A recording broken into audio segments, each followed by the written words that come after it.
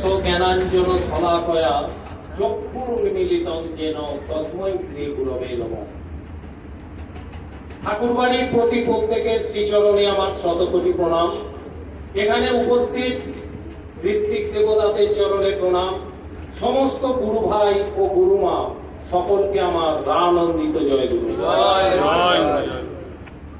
আমার বিশ্বাস, যেহেতু ঠাকুরকে ধরে চলি, এখানে যারা উপস্থিত আছেন হয়তো সকলের ভালো নাও লাগতে পারে, কিন্তু এটা আমার পূর্ণত বিশ্বাস যে কিছু মানুষ আছেন যারা হংস ভক্ত।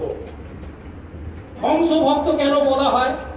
আজকে ঠাকুরের যে আমাদের সত্যানুসরণ গ্রন্থ আছে, উপাসনা গ্রন্থ আছে, সেখানে দেখবেন হংসের ছবি দেওয়া আছে। কেন?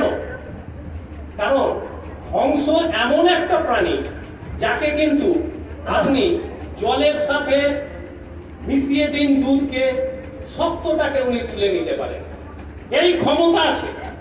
আজকে সেই ক্ষমতা নিয়ে আমাদের কিন্তু প্রত্যেকটা সৎসঙ্গীকে আমাদের এই জগতে এগিয়ে যেতে হবে, আর তারই প্রতীক কিন্তু আমাদের সামনে দেওয়া আছে। যাই হোক, আপনারা সেটা বুঝেছেন। পরমহংসদেবের একটা নিজের হাতের লেখা একটা গান আছে এবং নিজেই সুর দিয়েছেন। কি গান? দিন তোর আনন্দে যাবে ভজরে গুরু নাম, গুরু ব্রহ্মা গুরু বিষ্ণু গুরু ভগবান। দিন তোর আনন্দে যাবে ভজরে গুরু নাম, গুরু ব্রহ্মা গুরু বিষ্ণু গুরু ভগবান। গুরু পিতা গুরু মাতা গুরু ভগবান, জগৎ গুরু শ্রীকৃষ্ণ সর্বশক্তিমান। আছে না? আপনারা শুনেছেন নিশ্চয়ই গানটা।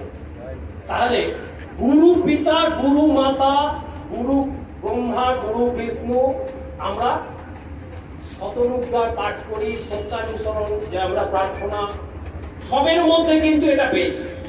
তাহলে আমাদের জীবনের যে ইতিহাস কোথা থেকে পেলাম, কেমন করে মানুষ হয়ে জন্মালাম, সেসব সম্বন্ধে আমরা গীতা, পরমহংসদেবের যদি আপনি কথামৃত পড়েন, শ্রীকৃষ্ণ মানে চৈতন্যদেবের যদি আপনি চরিতামৃত পড়েন, আপনি কিন্তু জীবনের সম্বন্ধে একটু আইডিয়া পেয়ে যাবেন।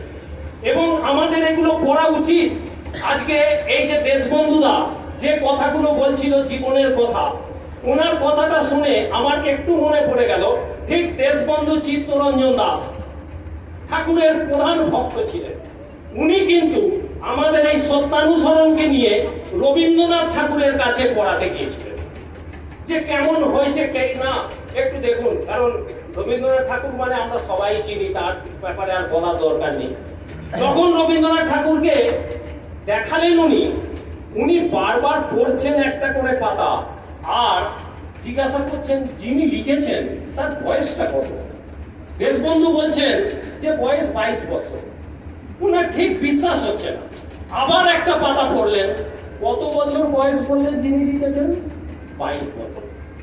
আবার একটা পাতা পড়লেন, সেই এক কথা, এক প্রশ্ন বারবার দেশবন্ধু বলছেন চিত্তরঞ্জন দাস 22 বছর বয়স। ওনার শেষে একটাই কথা ছিল যে না, যিনি লিখেছেন তার বয়স 22 বছর হতে পারে না, তার বয়স হাজার হাজার বছর।